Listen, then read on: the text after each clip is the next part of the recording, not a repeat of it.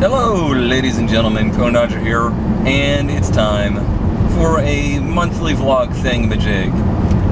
Today is November the 10th, something like that, and it's been an interesting couple of days here for me and most of the country, but I am not here to dwell on the random crap that is politics.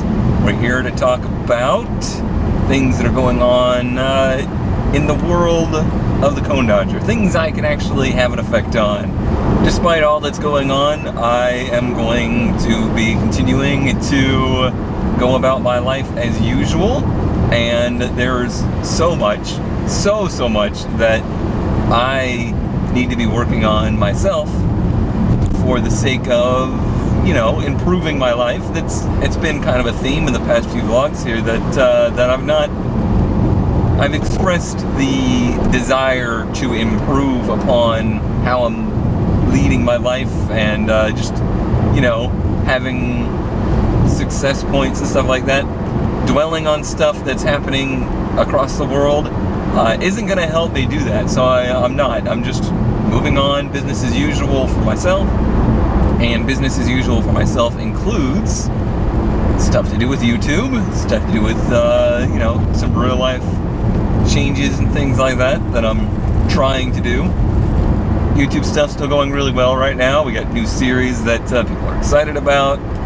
Growth is still there. There's nothing YouTube related that stresses me at the moment. I'm excited for things in the future with that, so that's nice. That's nice to have that feeling like I'm headed in a solid direction with this stuff. We started the motorsports channel a couple months ago there.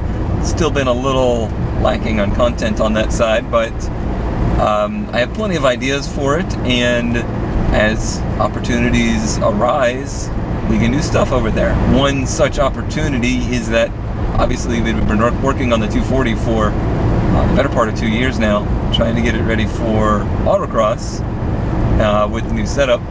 Well, we missed the last event due to a trailer snafu, so Slagathor went out and bought his own trailer.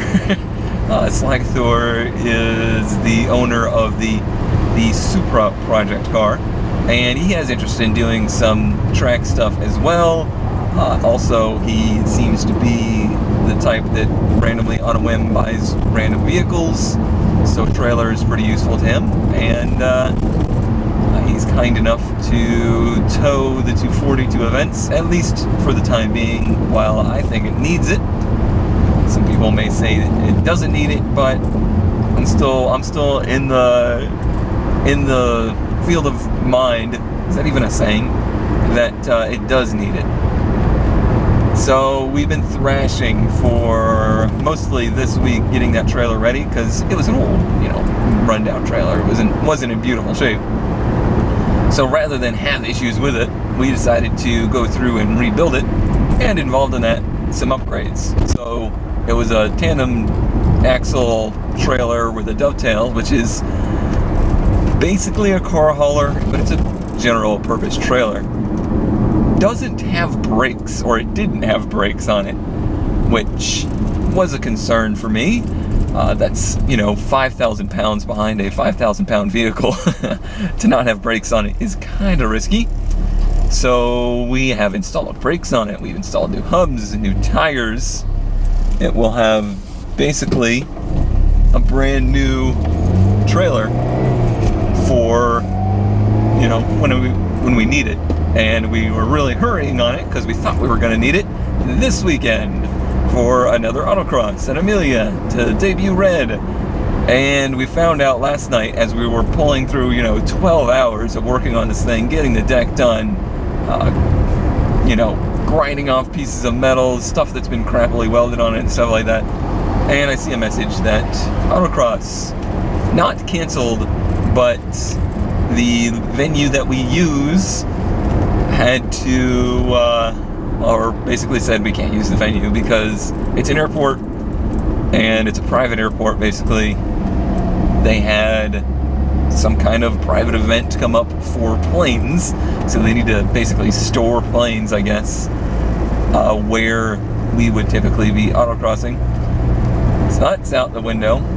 I mean, our club is great. The guys that run it, guys and gals that run it, are extremely dedicated to it, and this is an extremely tough area for autocross for us, because the overall perception of motorsports in Jacksonville is very poor. It's always been that way. We have a drag strip here that we fought for years to even get that. After the original Jack's raceways got shut down, we fought for years to have some kind of, racing facility here. Got one. It's been there for about a year, and people are starting to complain about it, trying to get it shut down because of noise and all that crap. It's not even just that. It's just like the mere mention of motorsports or racing or anything like that to any of the government officials in this area is like bad words to them. So getting people to agree to doing autocross around here is not easy. There's just not that many great locations for it, good parking lots and stuff like that. It's tough. It's a real tough area. We had some fantastic venues. We had an awesome venue at an air base that is a huge concrete airstrip that's in really good shape. We had used it from 1977 until 2011 or so. It's very, very lightly used. They use it for touch and go practice, basically for practice landing on a carrier. But one of the Navy officials that took over, it's a Navy airfield base, said, nope, no more autocross allowed in my facility. No reason really given. He said we were damaging, we weren't, but he said we could be damaging the surface. So cars, apparently damaged their surface that planes should be landing on. It was just, typical BS. It's that same mentality. Motorsports is evil. And come on, autocross has to be the most benign form of motorsports, right? It's ridiculous. But chairman, he's working real hard to try and get us a new event, a new location lined up. So hopefully he can do that. If he can, we will be autocrossing this Sunday. If he can't, I guess it wasn't meant to be, and we'll have a trailer for next time. Hopefully in December we can head up to Amelia. And Amelia is okay. It's just really far away. really far. Hopefully it ends up working out, but as of right now, I'm pretty bummed. That just happened yesterday. Other stuff going on as well. So I've now had the solstice for I said it was nearly 2 years. I guess it's only 4 months away from being 2 years. But I'm having the feelings as though I want to move on from it. I really have enjoyed the car, and honestly, I still do enjoy the car. It just ticked 60,000 miles, so it's not as though it's super high mileage and worrying me that way or anything. Excuse me, as I punch the dashboard to shut up the noises it makes. So I bought this at a point where I was like, man, I need an adult car. I need to grow up. I need a car that's, I'm not working on every weekend and trying to cobble together all the time. And it has done that. It has, other than the massive expense that was the water pump, been very good to me. I still enjoy the car. It's way more car than I've ever owned before. This thing is, I've driven some real fast cars, and there's lots of faster cars out there, but as a commuting car, this thing is not a slouch. I mean, it knows how to go. It handles amazing. It drives, like a sports car. I like all of that about it. But at the same time, there's things that aren't fantastic about it. For one, it's a 2-door convertible. I'm a loner. I don't have a significant other to tote around. I don't have kids. I basically have very few in real life friends. I don't need to tote around a lot of people. But as a long trip car, this thing is not that great. Even for me, it's not super comfortable. I would actually want the seat to go back a little bit further, and I'm a short guy, so if you're ever thinking about buying one of these, don't be tall, is all I can say, and definitely don't be wide. One of the things I really love about it is how the driver's compartment, how the driver's seat and stuff, this dashboard's not going to shut up, and it's going to drive me nuts.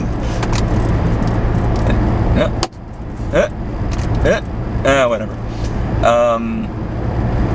It closes you in. It's like you're in a jet fighter cockpit, and that's something that people have always said they loved about like Supras and some of the 90s Japanese supercars, things like that. They really closed you in, everything was faced at the driver. It gives me that feeling. I like that about it. However, in the upcoming year, I know I have at least one very long trip to make, and that is from here to San Antonio, because I'm going to PAX South. That'll be at the end of January. And as of right now, Slagathor's going with me, and as of right now, we would be taking his FJ Cruiser, which is a fine-ish automobile. Not something that is fuel efficient by any means. It is not something that is comfortable by any means. And overall, the thought of driving for 16 hours in that does not excite me. However, the idea of traveling in this for 16 hours is pretty much not even acceptable. You couldn't get two people's luggage in this thing by any means. And two people in here is probably over max capacity of this car. So yeah, there's a lot of justification I can give for getting rid of it, but at the end of the day, it boils down to I'm kind of bored of it and I want to move on, and there's basically no better time. The value of the car is matching what I owe on it, so why not just continue to explore the automotive world? And that's what I want to do. I live my life one car at a time. Even when I drove nothing but cheap clunkers, I always switched cars like every year or every other year, just because there's something new about a different car, even if it's used or whatever. It's just like, I don't know, it makes me feel happy. Every car has its own character too. Like, I drove 3 different 240s daily. Every one of them had a very, very different personality, and they drove like different cars. Even though they were the same car, there was nothing model-wise different about them. They were all their very own unique car, and they all had, high points and low points, and it's just neat. As a car person, it's neat to explore different cars. So we'll see. Maybe in the upcoming month, we'll have a new Bitter Cone car review or something like that. Just something new as a daily driver. Channel-wise, I don't have too much to say other than thanks for all the support of the new series and stuff, and the continuing series. Forza had some rockiness. I knew there would be a little bit of animosity towards that series, but overall, it's been well supported. Cities continues to be very well supported, and thank you all for that. I'm glad you're enjoying it. I really enjoy doing it. After Cities, I already have a game picked out that I want to play after that, that's in the similar theme. And then, let's see, Conelanders GT3 is continuing for another 2, well, you'll have another 3 races. So that keeps going on, and people continue to really enjoy that. Stream-wise, we're doing Dirt Rally and then posting that to YouTube. That's working really well. I'm enjoying that. Let's see. It's really not been terribly long since I recorded a vlog, so not too much has changed here, to be honest. NASCAR iRacing on Sundays, and then regular bingo on Sundays. All of that going to continue and continues to be enjoyable. Still working on a lot of other things. Working on getting automation dialed in. I think that series, it's an interesting point right now because I'm basically playing for the sake of helping the developers get a good base idea of how a person like me would play the game, which may not be exactly how they expected. So I'm not officially a beta tester for the game, but I think it's valuable for them because the beta tester team, they know the game in and out. I know the game pretty well. I mean, I've been playing it for years, but like approaching the light campaign and stuff, I didn't know every little nook and cranny, every little detail of it going into it. So they get to see my perspective on how I approach it, and maybe things that I miss, maybe things that I do that they would not even expect a person to do in the game. And there's certainly been cases of that, especially since I'm not playing it min-max. I'm not trying to win the game. I'm just trying to kind of portray my story like I've always done with the Vector Automotive stuff. I would say the only thing I feel bad about with that is that it's been a little confusing for viewers. I don't think I did a good enough job portraying the series as purely story-based and not necessarily like, okay, this is how you play the game to win style. A lot of people only want to see videos like that, and I understand that, and that's okay, but that's not what I'm doing, at least not in this playthrough. There will probably come a point where I do that, where I do just play it for the sake of winning, you know, making the biggest car company you can. I see the appeal to that, but it's not what we're doing right now. Alright, with any luck, this will be the last car payment I make on this car. With any luck. Which, I mean, let's be honest, I have not had very much of lately. Sad but true.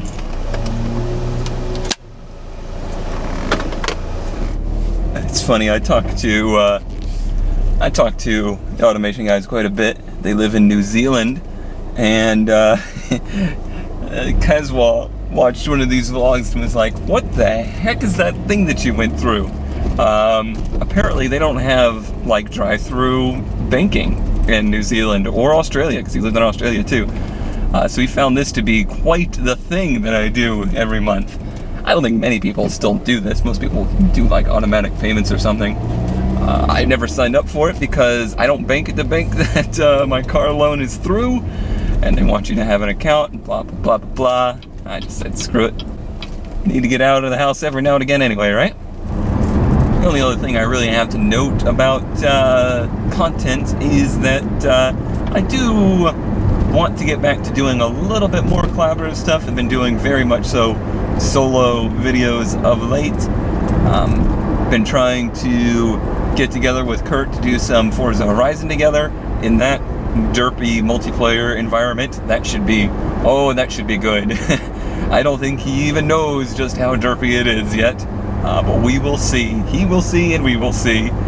And then, of course, we have the F1 thing still looming there. It's there. It's still a thing that is building. It's just not happening right now, and honestly I don't think either one of us know when, but it will happen. Then with GT3, I've joined the Space Kitties on call so that there's a little bit more of collaboration going on there. Overall, I think that's a much more enjoyable environment than just little old me. So yeah, I think that's all I really have to say about video stuff at the moment. Really, I don't know that I have too terribly much more to talk about. I know there's a lot of crazy stuff going on in politics, in life, and it just seems like, you know, there's so much going on that you don't have control over. I'm trying to retain control over the things that I do have control over, and still going to work just as hard to try and make those things as successful as possible. That's all I can do. There's literally nothing else I can do right now. So that's what I'm gonna do. I'm gonna keep buckling down and trying to make something out of the shambles that I call my life at the moment. We're getting there. I feel like I'm making progress, but we're not quite there yet. Okay, so one last important thing that I need to talk about is Patreon. So, thank you to all patrons. You are the reason that I am so motivated and so sure of this whole content creation thing being a valid thing I should be, doing with my life.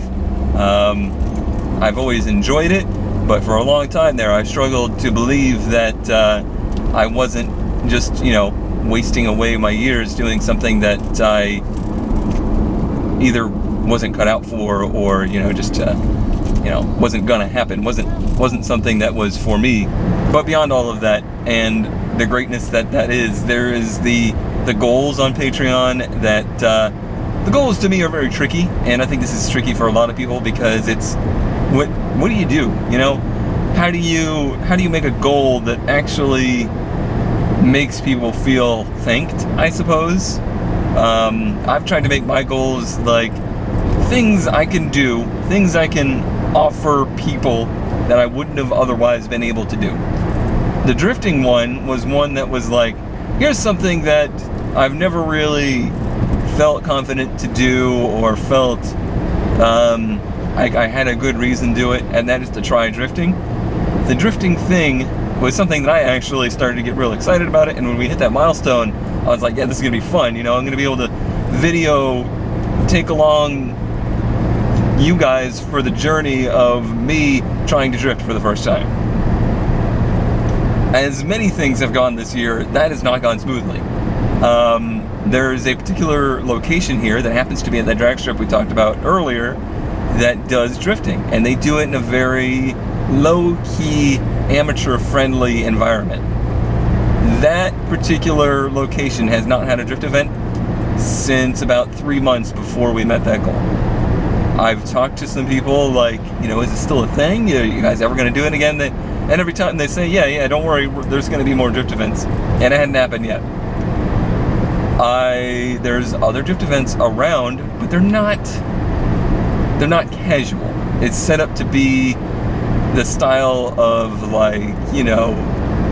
tandems and wall bashing and stuff like that. It's not the style of drifting that I'm comfortable doing, especially in a vehicle that is not my own and a vehicle that I care about. I am very against the style of drifting that is demolition derby, and that's a lot of the kind of events I'm seeing around here, and that's not what I'm on board with. I still really want to do it, and I hope we can do it, but I may be looking for things to replace that with. And what I mean is going and doing something that I think is of equal interest, or take you along for something that is equally as interesting as a viewing experience. It's just something to do to thank you guys. And so a few years ago, I went along to the 14 Hours of Sebring, a Chump Car race, and I was working as a crew member. I know a couple guys that are running Chump Car on a less, like the KSR guys, they run their Chump Car team like it's a regular road racing team, so it's very official, very serious. They want to go out there to win, and win is all they will accept. And I know a couple guys that do Chump Car. They do it very seriously, like they do it as like a championship. They go to almost every event. They do Chump Car like Chump Car. But I'm going to ask them if I could tag along as I would say cameraman, but basically I would just be, I've coined it a vlogumentary. So I would be vlogging the whole time and just kind of documenting the journey that is one of those endurance Chump Car races with them. It's something I feel I can do. It's something I feel I can afford thanks to the patrons. Like, I can afford to take the time off work, drive down there, get a hotel for the weekend, whatever it takes. So that's one of the things I'm working on that might replace that if we can't get this drifting thing done. I would love to do both, and whichever, if we can do drifting before I get a chance to do the Chump Car thing, maybe we'll do the Chump Car thing as a bonus for something else in the future. But as of now, I'm working on it. I understand that I need to I need to fulfill my responsibilities. I know you guys, I've not had a single person like message me or be upset about the fact that that has not happened, or like, hey, you know, we're supporting you to this level, where's our, you know, our goal being met. But for me, I feel guilt for not getting that done. So I would like to do something. I need to do something. And hopefully one of those two we can get accomplished. Yeah, I absolutely cannot thank you guys on Patreon enough for the support there. If you're on Patreon and you're watching this, don't forget, we have a Patreon Discord, so you could join that. And that's been great. We get lots of one-on-one conversation. We talk about world events. We talk about race cars, what cars I'm looking to buy, all sorts of great stuff. And overall, that's been a very, very positive thing, a positive outcome of all of this. So if you're not on there and you're a patron, make sure you check out the Patreon page so you can get the link for that. But on that note, I think we will call this vlog, and I will see you guys next time.